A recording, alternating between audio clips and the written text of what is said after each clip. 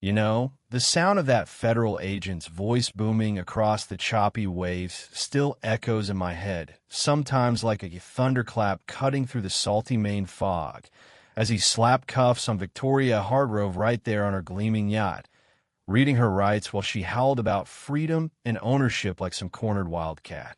Just hours before, this same woman had marched onto my dock with a stack of phony papers from way back in the 1800s, demanding I hand over my whole island to her bogus homeowners association, acting like she owned the ocean itself. What she didn't count on was that I wasn't some clueless retiree chasing sunsets. I was planted there by folks who knew exactly what shadows lurked in those coastal crags. And boy, did her empire crumble when the truth hit the fan. Let me take you back to how it all started, because looking back, it feels like one of those twisted dreams where everything's normal until it ain't. I'm Jake Harlan, pushing 40, and 3 weeks ago, I snagged ownership of Whisper Point Island, a rugged little spit of land 3 miles off the main shore. Think jagged rocks, whispering pines, and a lighthouse that's seen more storms than I care to count. I didn't win it in a poker game or inherit it from a rich uncle. Nah. That was the story I fed the locals to keep things quiet. Truth is, after a dozen years sniffing out smugglers and Coast Guard intel, I'd blown the whistle on a nasty ring using these forgotten islands as pit stops for their dirty cargo. My testimony locked up a bunch of bad apples and netted the feds millions in seized goods. So they hooked me up through this witness asset program, pick a property from the hall. They said, and Whisper Point just called to me. With its 12 acres of wild beauty, a beefed-up keeper's house from the 90s, and a sneaky airstrip perfect for my old seaplane. The place was a fortress in disguise. The old owners, those cartel types, had poured cash into it like water. A dock that could hug a 50-footer, hidden fuel tank from the war days they'd revived, even a helipad they swore was for emergencies but screamed midnight drops. The lighthouse towered 100 feet, its old lens gathering dust, but the base turned into a cozy setup with solar rigs, wind power, and water purifiers keeping it off-grid. I spent those first days wandering, uncovering bootlegger bunkers from Prohibition, trails carved by shady folks, and a boathouse stocked like a mechanic's dream. But on day 3, while I'm up top fiddling with a new radar setup disguised as weather gear, mind you, I hear this unwelcome buzz. A seaplane slicing the air unannounced, no flight logs, no radio ping, nothing. Through my binocs, I spot this flashy red float plane skim the bay, taxiing bold as brass to my dock, trailed by a trio of boats including this monster, yet that screamed old money.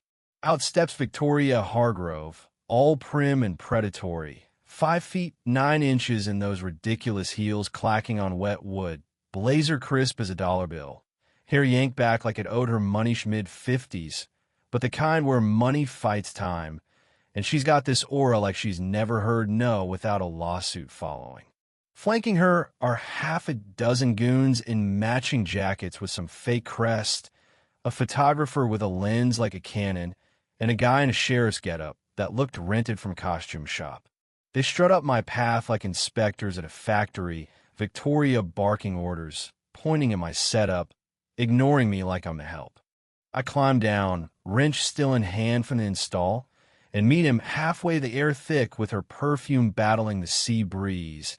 And right away, I clock the sheriff's badge as off. Wrong county code, my intel days kicking in. She finally turns, flashes this smile cold as a nor'easter. "You must be the new squatter," she says, making squatter sound like a disease. "I'm Victoria Hargrove, head of the Bayview Estates Association, and we've got a problem with your little rock here." She whips out this leather binder, pulls papers yellowed like ancient scrolls. Per the 1885 Coastal Pact, she intones, voice all rehearsed pomp.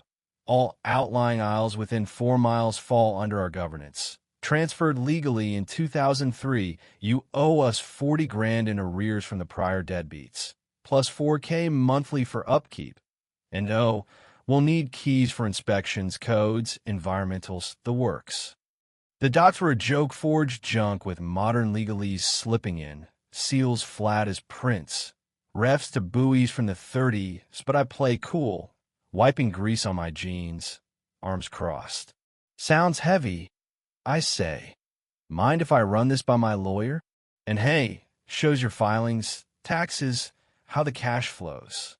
I snap pics on my phone, their faces, the badge, the yacht's foreign flag and her mask slips, eyes narrowing. Mr. Harlan, you don't get it, do you? We run these waters, resist, and things get complicated. I'd hate for your fresh start to hit snags fines piling up, visits from authorities, you know how it goes. The threat hangs there, raw and ugly. Her cronies shifting like they smell trouble. The photographer clicking away like it's evidence for court. Threatening me? I fire back loud, eyeing the fake cop. Officer, badge number? I want to log this harassment. She steps in quick, no drama.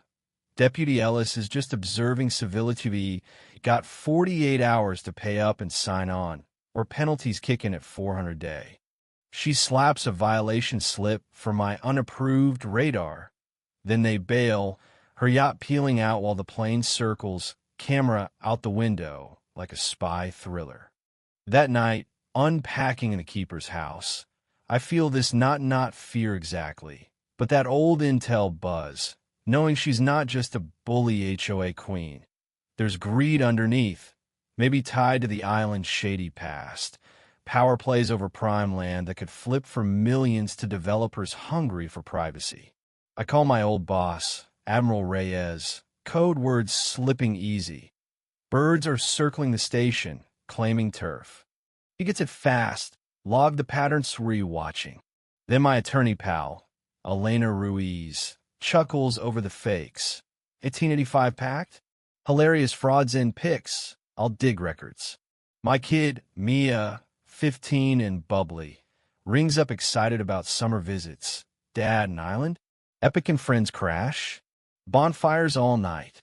I smile, but inside I'm ramping security, cause Victoria's moves scream desperation, like she's hiding something big, maybe old cartel ties she fears I'll unearth.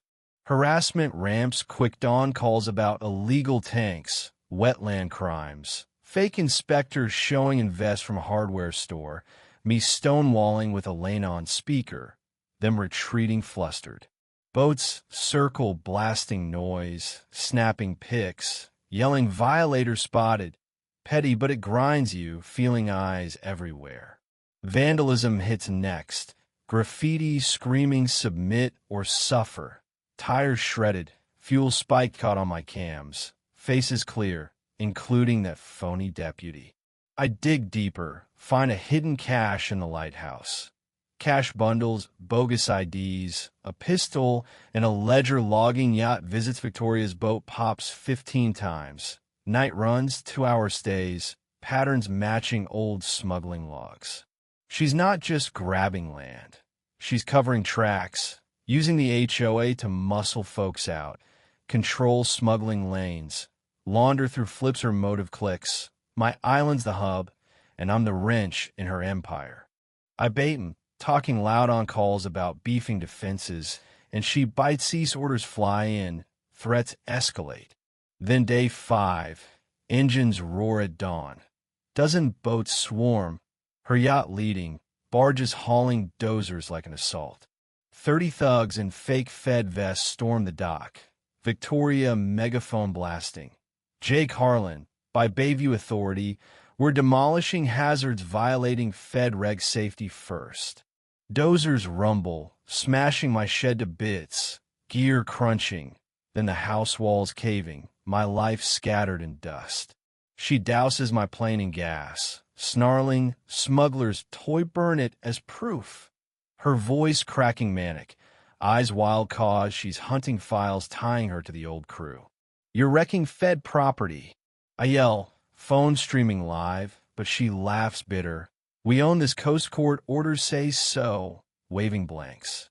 Heart pounding, I hit the beacon sat link to the Guardian, minutes tick like hours as rotors thrum distant. Hellos crest the horizon. 3 beasts hovering, Speakers booming. U.S. Coast Guard freeze or face force.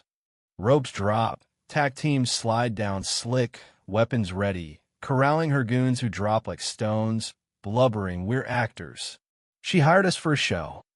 Victoria clutches a flare over soaked docks, screaming no evidence, but a sniper pings it from her grip, agents swarming, cuffing her as she spits, "This is my domain." The yacht's boxed by cutters, her phone spilling text to hubby on cleaning the cache. Feds unearth millions in cash. Drugs buried deep. Her whole web unravels. Stolen homes, bribes, trafficking fronted by HOA power. All cause she crave control. Resented outsiders like me crashing her game. By noon, island's locked down. FBI cataloging wreckage her hubby nabbed, fleeing with drives exposing the rot. Trials fly fast. Victoria cops to dozens of counts. Terrorism to laundering. 40 years caged. Goons turn states. Get slaps after spilling. Navy rebuilds. Tougher lighthouse armored. Strip upgraded. A guard outpost now. Mia visiting proud. Starting her own path in service. But here's the rub. Was it justice? Or just luck I had connections? Folks lost homes before me. Systems failed. It makes you wonder if real power's still with the victors of the world, till someone fights back. What do you think ever dealt with HOA hell? Fair play or overkill? Drop your take below. Share if this hits home. Might spark change in your neck of the woods.